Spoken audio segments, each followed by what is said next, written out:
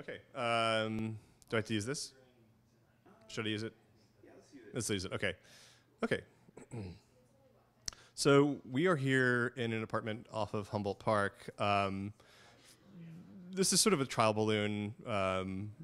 The Movement Matters series of columns and symposiums that we've been having have served as a listening tour and discussion tour to gather ideas. And this performance is the first one that we're doing. And it's sort of a trial balloon. It's done in collaboration with a group called the Coincidentals, who organize these performance series in apartments around Chicago and in people's private homes. So what we're doing with this one is having David Albert, who's here with me now, perform a choreography that was written based on all the things we were hearing in the interviews that we did at 6 Inches from Center and in the discussions we were having about the ideas that came out of those interviews at Dovetail Studios. We had one scheduled today at the Old Town School of Folk Music with Bill Ayers and some others. And Bill's wife, Bernadine Dorn, 75, she just had surgery, and she was having some issues today that required him to be with her. So we had to cancel that panel, postpone it. We're going to have it later. But so the series is sort of nascent. It's just sort of starting up, and what we're really looking at is this sort of molten raw material that artists work with, the ideas that they're in dialogue with in the culture. And there's this sort of constant dialogue about a range of issues that we hear repeatedly, especially when we're talking and focusing on artists and performers, specifically from marginalized communities. And I think that's sort of the purpose of this, like to think about the body and its representation and the immediacy of that in dance and performance art. That's sort of what's all centered on. And yeah. Oh, did it?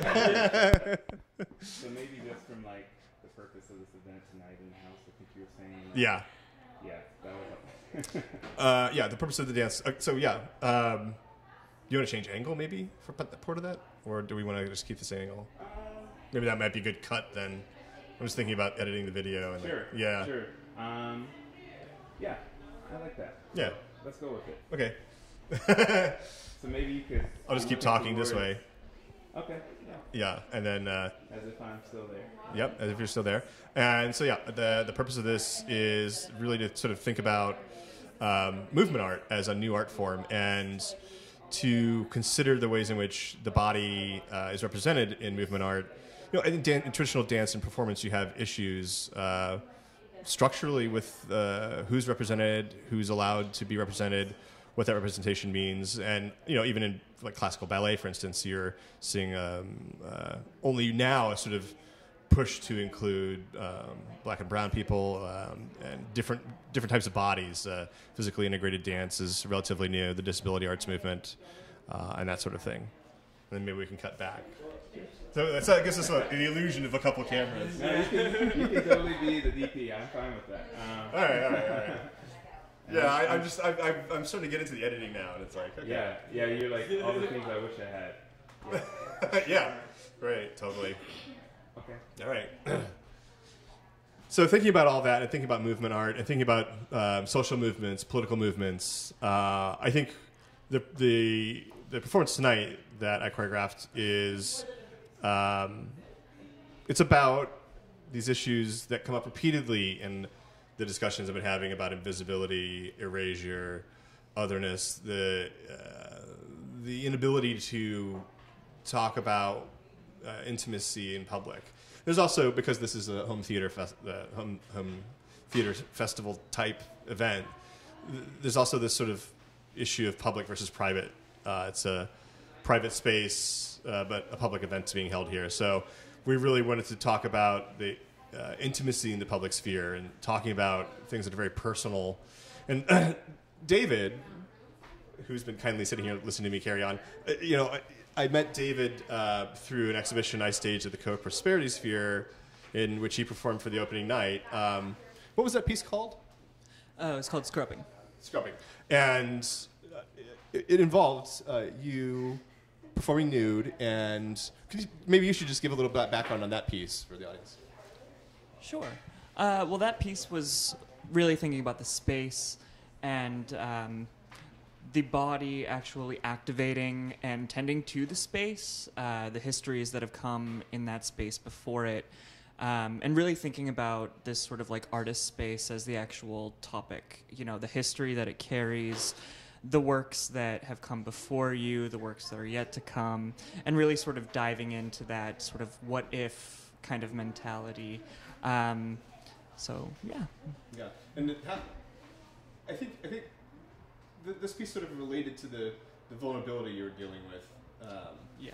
I think there were some connections there, and it's a risky piece because it really involves audience contact, which it was sort of brave to take on. Yeah. Was that an issue for you thinking about it?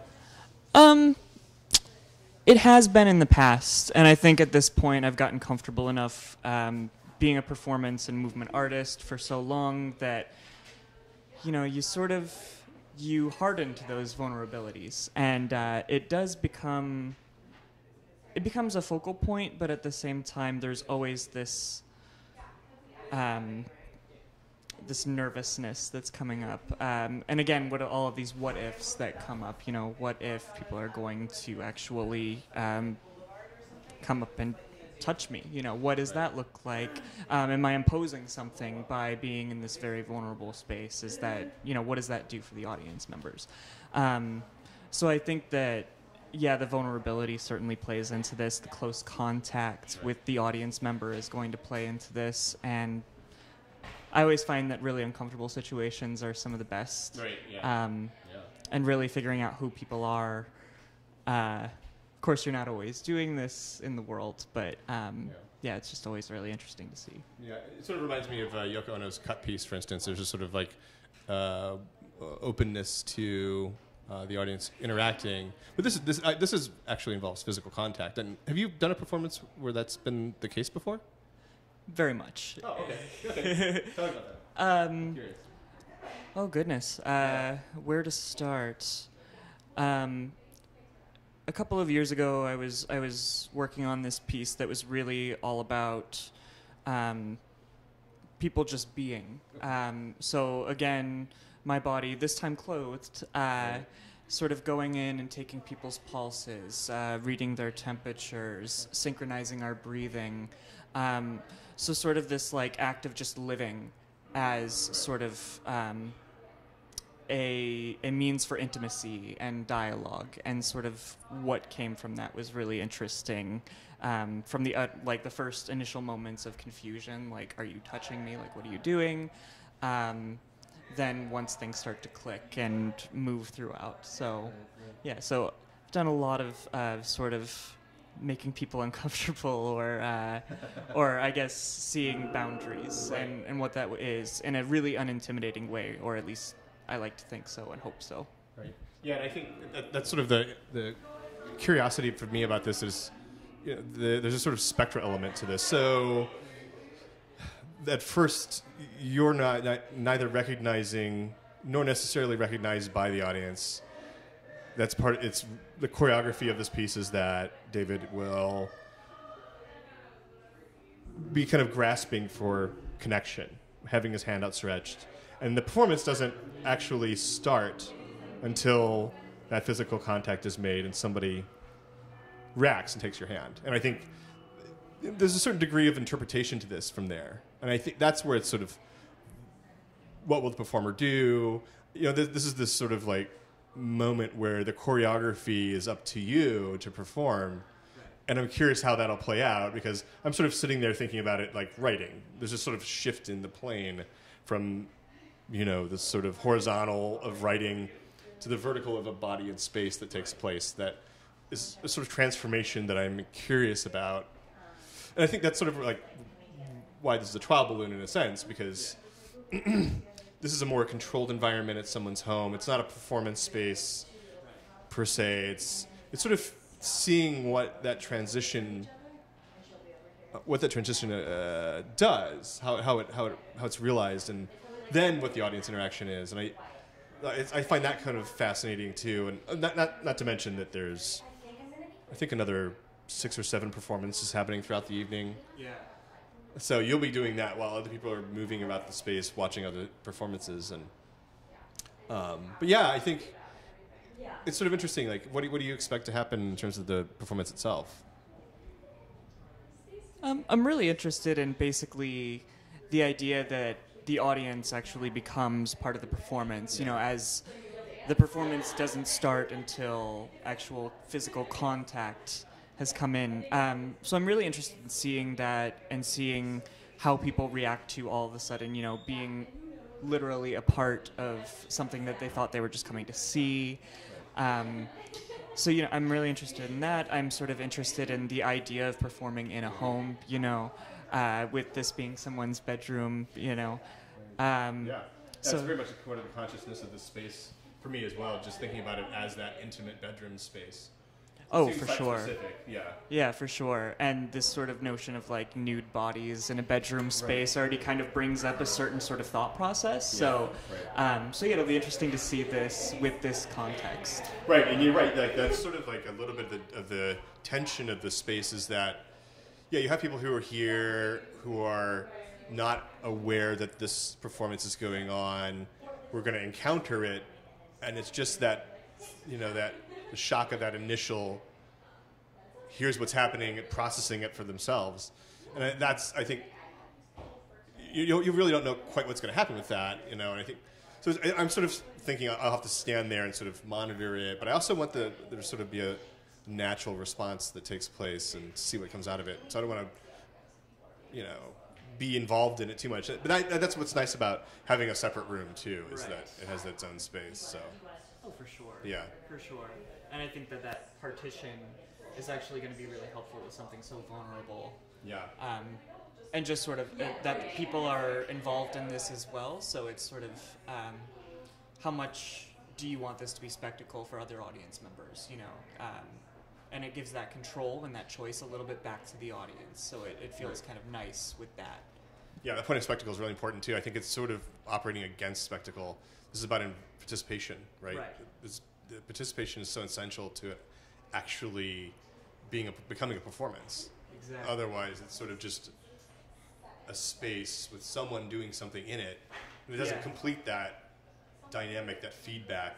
And that's ultimately the goal of this, just sort of to kind of close the conversation up a little bit. You know, I think the goal is to have gone out and listened to the public and artists who are working based on their experiences in public and return the things that they've sort of collected out there back to the public, to sort of take all that information, process it through this these symposiums and conversations and discussions, and then choreograph all that and refine it, just like you're taking lead and making steel out of it, to take it and then to forge this new sort of moment that hopefully changes awareness.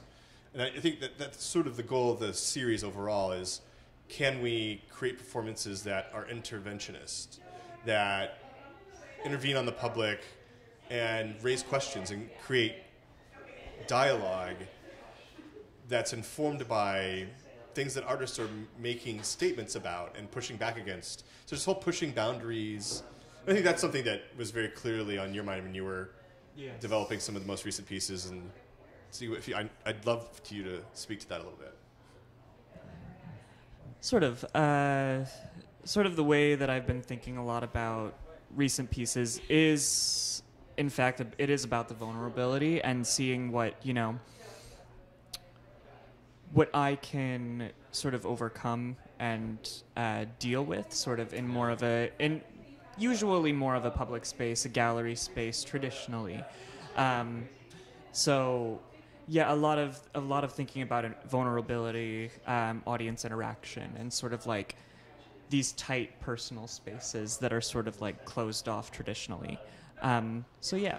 Yeah, I think just to sort of like respond to that. And a footnote on it too. It is interesting to me that there's a lot of performances that they're sort of separated off into that space. And I have to admit, like even to a certain degree, this bedroom that we're going to be performing in tonight is an empty white cube. Yeah. So it does have a bit of that. But I do want the series to sort of have this sort of street presence and work its way back out into places that people would consider non-traditional performance spaces, bars, alleyways, police stations. Like there are choreographies now that we're sort of writing around all these sort of not quasi-public spaces, but literal street out in the public spaces. So I think that's sort of the goal of it. But this is a good way to sort of test the waters a little bit and see how the public responds to it. And anyway, I'm looking forward to it. Thanks again to David for doing this tonight. It's going to be fascinating to see. And and so maybe from here we'll talk to Jamie and get a little bit about the Coincidentals and find out about their goals with staging it. Great. Thank you. Yep. Yeah, thank you. All right. So give me 1 second. I'll grab her so she's ready. This is the interview swing space. Thank you. Oh, thanks. Sure. Yeah, thank you so much.